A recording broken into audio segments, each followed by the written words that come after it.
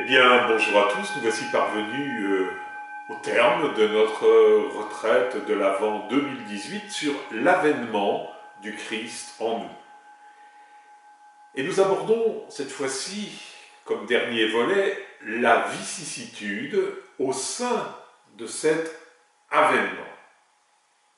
La fin de l'Avent est couronnée, comme vous le savez, par la fête de Noël qui marque le début et le renouveau de la plus belle des aventures humaines qui est notre christification. Alors comprenons que la vicissitude fait une partie intégrante de ce processus de christification. À Noël, Marie, Joseph et l'enfant Jésus n'ont pas ouvert un Jesus Land avec parc d'attractions, exhibition de rois mages, manège de chameaux, concert de bergers, féerie d'étoiles et guirlandes de lumière. Non. Le monde de Jésus n'est pas le monde de Mickey. Le programme des réjouissances est tout autre.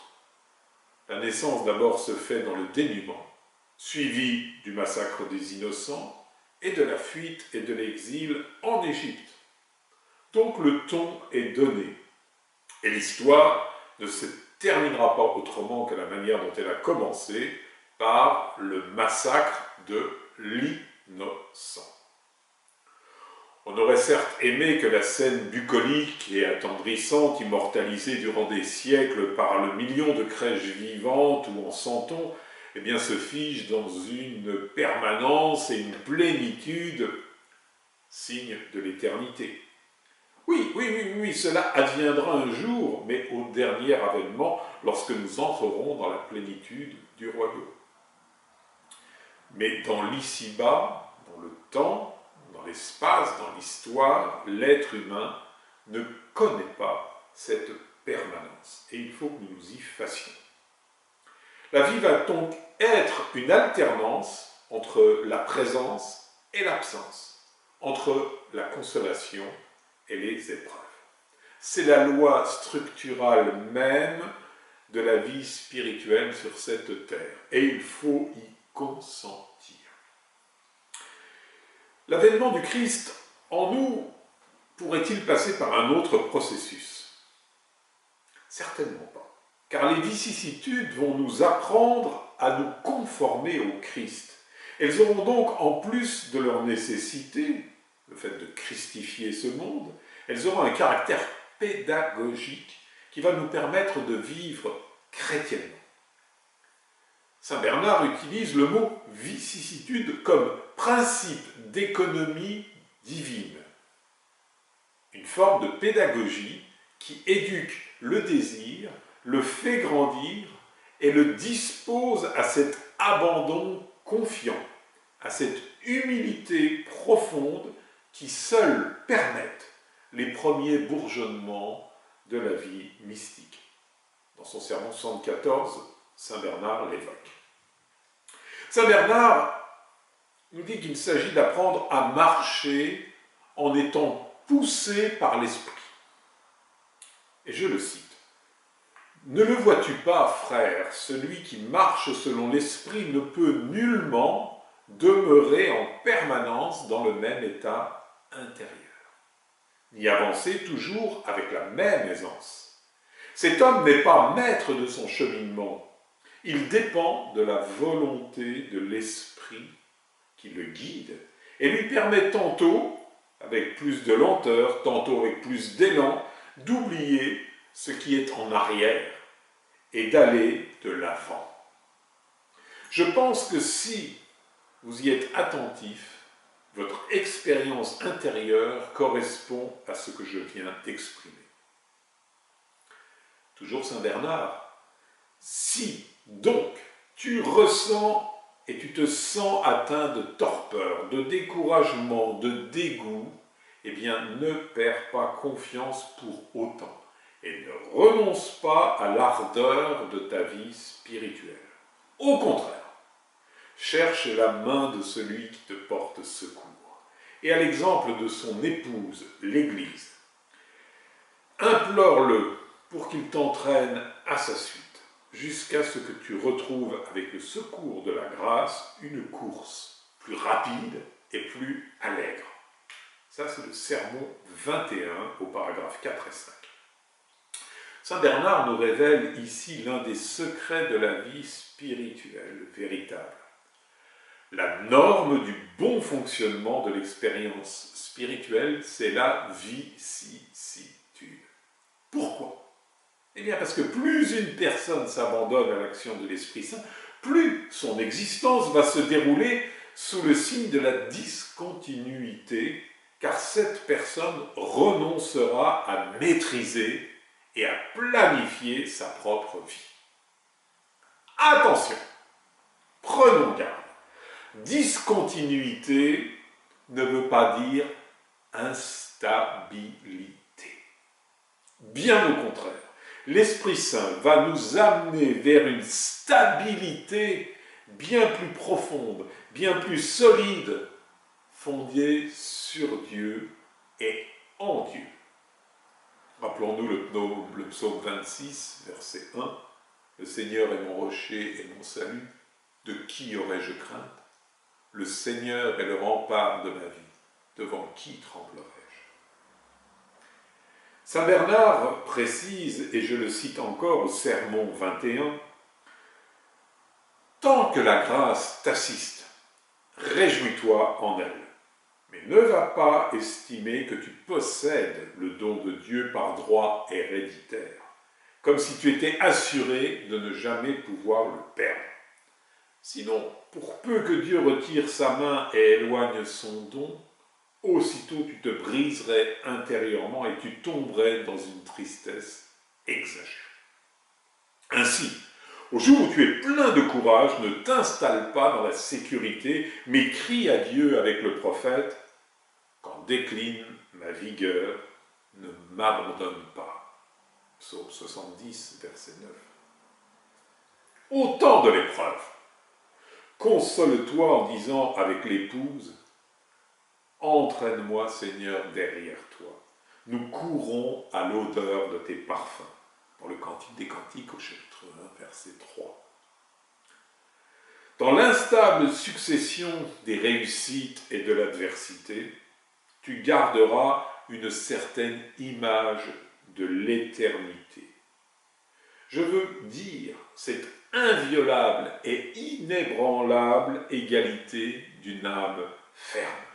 Tu béniras Dieu en toutes circonstances et tu feras prévaloir en toi, au sein des ambiguïtés et des échecs de ce monde instable, une stabilité intérieure, pour ainsi dire perpétuelle, tout en commençant à te rénover, à te réformer à l'antique image et à la ressemblance du Dieu éternel, ce Dieu en qui n'existe aucun changement ni l'ombre d'une variation, comme nous le rappelle Jacques dans son épître au chapitre 1, verset 17. Il nous faut donc accueillir ces vicissitudes comme partie intégrante de notre vie. Jésus les a acceptées et nous en a montré l'exemple. Donc, l'avènement intermédiaire est un chemin qui conduit du premier avènement historique de l'incarnation, que nous allons fêter à Noël, au dernier avènement eschatologique de la parousie. Un spécialiste de Saint Bernard, Gaetano Raciti, qui nous a beaucoup inspiré cette retraite, précise: ce chemin est un processus de christification de toute la personne humaine sous l'action de l'Esprit Saint.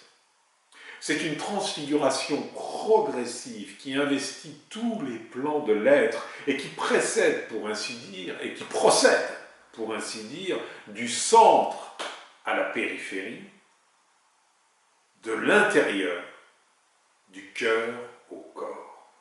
Ainsi, nous devenons peu à peu préconfigurés ou prêts à être configurés au corps glorieux du Christ ressuscité. Et la parousie est le développement, la manifestation, l'accomplissement dernier d'une transformation en train de se produire au sein de la temporalité et en partie déjà réalisée, déjà là. Voici la vision théologique de saint Bernard sur l'avènement du Christ en nous. À partir des Écritures, saint Bernard nous dit « Le Christ qui est vie éternelle, lui qui dès maintenant habite en nos cœurs par la foi, vous reconnaissez là Éphésiens 3, 17, sera notre vie lorsqu'il paraîtra. Et que nous paraîtrons avec lui dans la gloire. » Et là, vous reconnaissez Colossiens, chapitre 3, verset 4. Et lui, qui pour le moment est caché dans notre cœur, jaillira alors, pour ainsi dire, de notre cœur jusqu'à notre corps, quand il transformera notre humble corps en le conformant à son corps glorieux. Vous reconnaissez Philippiens, chapitre 3, verset 21.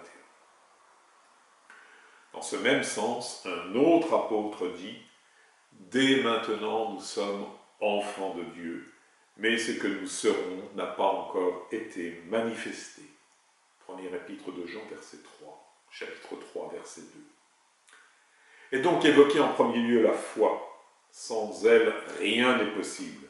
Une belle définition de la foi nous est donnée dans Hébreux au chapitre 11, verset 1.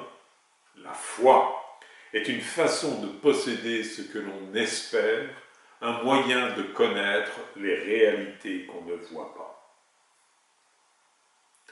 Rappelons-nous que l'avènement qui est au cœur de notre retraite de l'Avent est un avènement que seuls les élus voient au-dedans d'eux-mêmes. Cet avènement est caché, invisible aux yeux du monde, et sera révélé lorsque le Christ révélateur apparaîtra à la face du monde. N'oublions pas la remarque de Jésus dans Luc, chapitre 17, versets 20 et 21.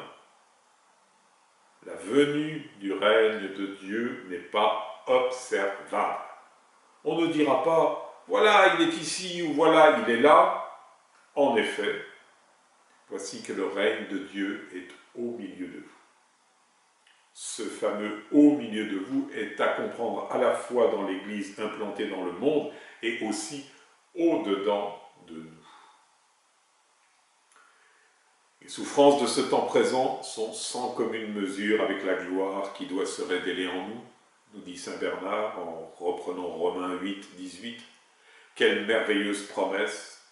De tous nos désirs, embrassons-la, de fait que nous ne serons pas là comme de simples spectateurs amorphes, et cette gloire ne se révélera pas à nous comme de l'extérieur, mais en nous.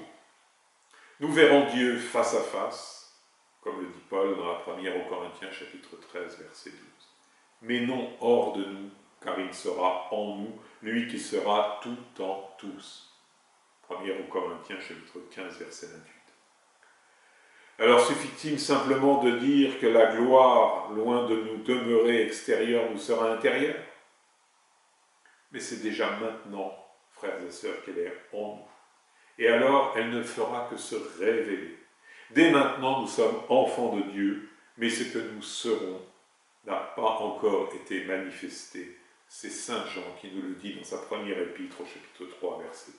Alors réjouissons-nous dans le Seigneur, réjouissons-nous car il est proche. Chers retraitants et retraitantes, nous voici parvenus au terme de cette retraite. Soyez bénis, que la grâce du Seigneur habite en abondance en vos cœurs, et que la joie de Noël illumine vos visages, et que Jésus soit aimé de tous les cœurs. Je vous propose, en méditation et approfondissement, 3 points. Eh bien, approfondissons en nous ce que veut dire ce mystérieux processus de christification dans lequel nous sommes entrés. Deuxièmement, méditons sur nos vicissitudes et réorientons-les en leur donnant le sens de notre christification. Et troisièmement, accueillons avec joie l'avènement du Christ en nous, que ce Noël soit un temps d'accueil de la grâce. Joyeuse et sainte fête de Noël, que Dieu vous bénisse.